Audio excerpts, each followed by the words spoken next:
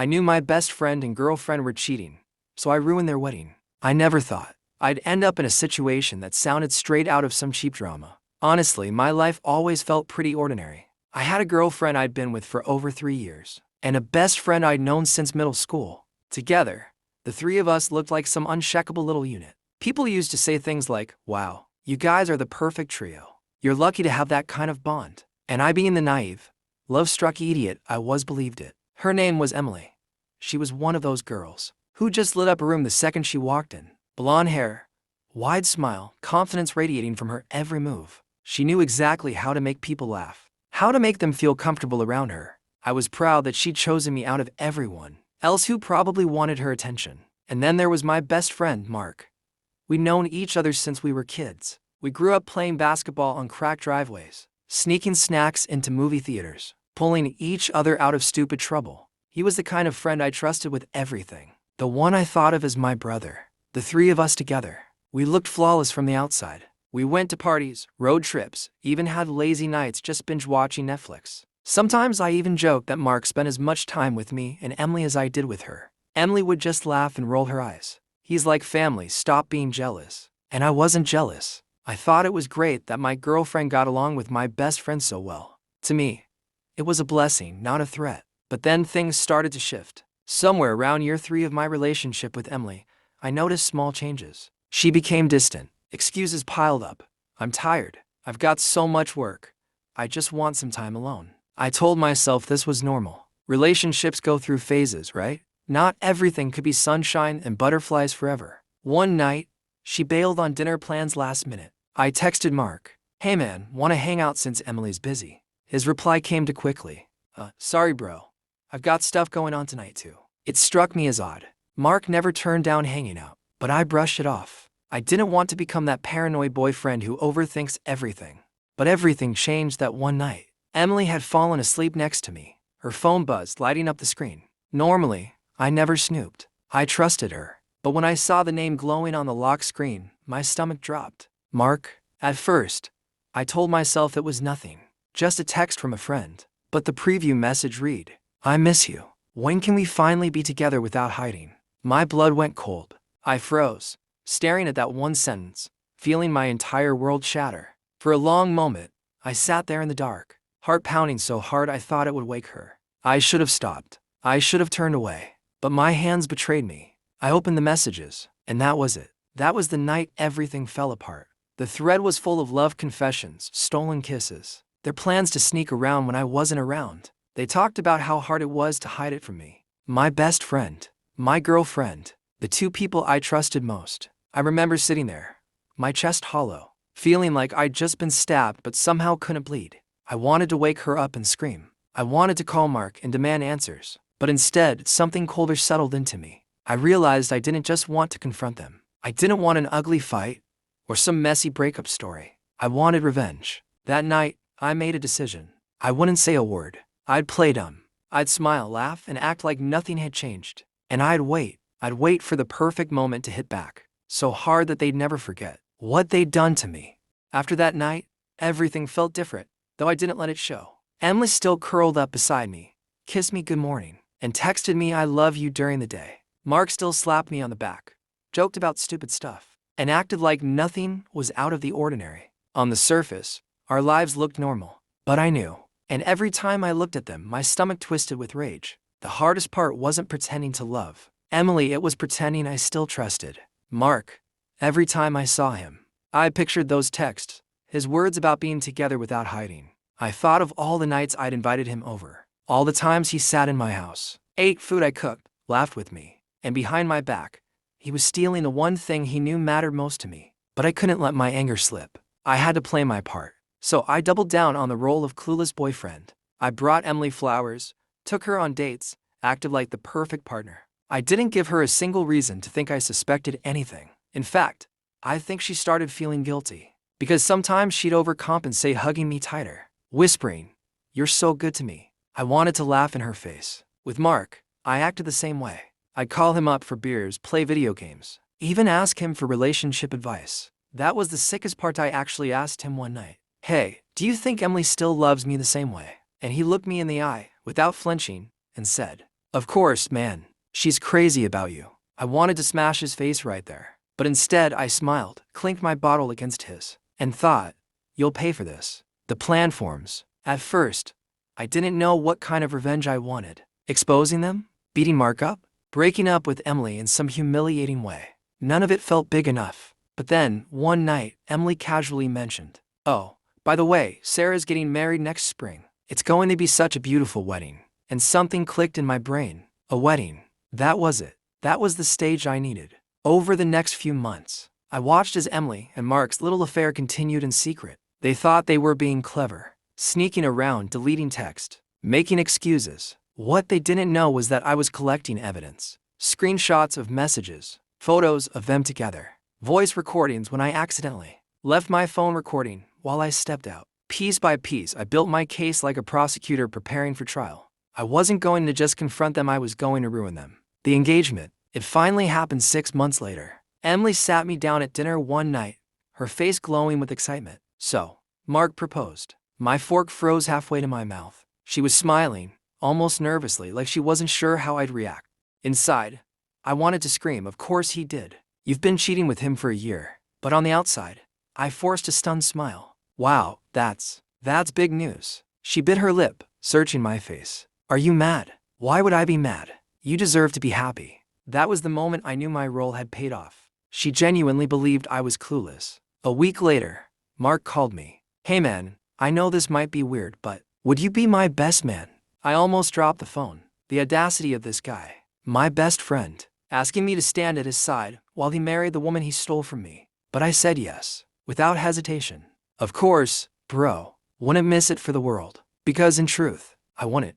His wedding was going to be the stage for my masterpiece. Setting the trap. As best man, I had access to everything: the planning, the schedule, the guest list. I smiled and nodded at every rehearsal, every fitting, every toast. No one suspected a thing. Behind the scenes, I was busy. I compiled all my evidence into a neat little slideshow. Screenshots of texts, photos of their secret meetups, audio clips of Emily whispering, "I love you, but we have to be careful." I added dates and times, making it impossible for them to deny. I even included the very first message I saw on Emily's phone: "I miss you. When can we finally be together without hiding?" Every night, I rehearsed my best man speech. Not the fake one with jokes about Mark's college days, but the real one. The one that would burn their perfect little wedding to the ground. And the more I prepared, the calmer I felt. The rage that had eaten me alive turned into something sharper, controlled, focused. I wasn't just going to get revenge. I was going to destroy them publicly.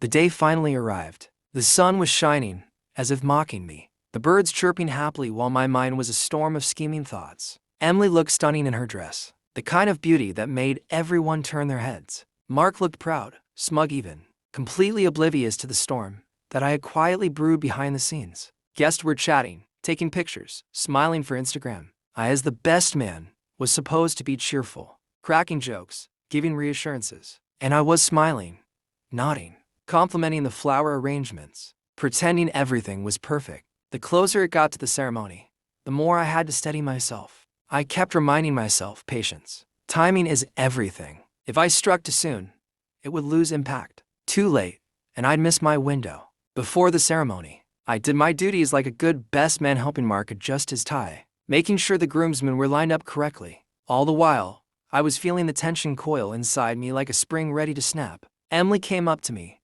her eyes sparkling with excitement. "I can't believe it's finally happening," she whispered. "Me neither," I said with a smile, pretending. Inside, every word was dripping with venom. I glanced at Mark, who was chatting happily with guests, completely unaware that I had everything ready: the evidence, the slides, the timing of my reveal. When it came time for the ceremony, the pastor began to speak. Guests hushed, the music swelled, and Emily walked down the aisle, every eye on her. I stood at the front with Mark, smiling at the crowd, smiling at Emily. But inside, I was calculating, waiting for the perfect moment to strike. I gave my best man speech last. Everyone thought it would be lighthearted, some jokes about college antics, a little story about Mark growing up. But I had different plans. As I stepped up to the microphone, I cleared my throat and smiled warmly. "Ladies and gentlemen, I'd like to say a few words about my best friend." The crowd leaned in. Emily's smile faltered slightly, sensing that something was off. "Mark is one of the most amazing people I've known. But today, I also want to share some truths that I believe everyone here deserves to know. At that moment, I clicked my remote. The screen behind me flickered on. The slideshow began. Screenshots of text appeared first, the ones where Mark and Emily had confessed their love, planned secret meetings, and lied to me every step of the way. A hush fell over the room. Some gasps, some murmurs. Emily's hand flew to her mouth. Mark froze, eyes wide. I first discovered this about 6 months ago. I continued calmly. Messages, photos, voice recordings, everything that proves what's been happening behind my back. My best friend, my girlfriend. They thought I didn't know, but I did. I saw a few guests look around, confused, trying to piece together what was happening. I clicked to the next slide. Pictures of Mark and Emily together in a cafe, in the park, in a hotel lobby, every single one taken without their knowledge. Emily started shaking, whispering something to herself. Mark tried to take the remote from me, but I stepped back, keeping the microphone steady. I wanted to confront you privately, I said, but this seemed more fitting. Everyone should know the truth. The room was silent now. Some guests whispered, others just stared. Emily's parents were in shock. Mark's family looked horrified. The couple that thought they had built a perfect secret life just realized that the walls were crashing down. I clicked one final time. A message popped up on the screen. The very first one I had seen months ago. I miss you. When can we finally be together without hiding? And then I dropped the microphone. The room erupted. Emily began crying uncontrollably. Mark stammered, trying to explain, but there was no excuse. Guests were whispering, pointing, some leaving in disbelief. The pastor tried to regain control, but the wedding was effectively over. I didn't wait around. I walked out, my heart pounding, my mind oddly calm. Revenge wasn't about watching them beg, it was about reclaiming my dignity. And I had done that. The days after the wedding reveal were surreal. I didn't expect immediate contact from Emily or Mark, but part of me wondered if they would try to explain themselves, apologize, or beg me for forgiveness. They didn't. Not a single word.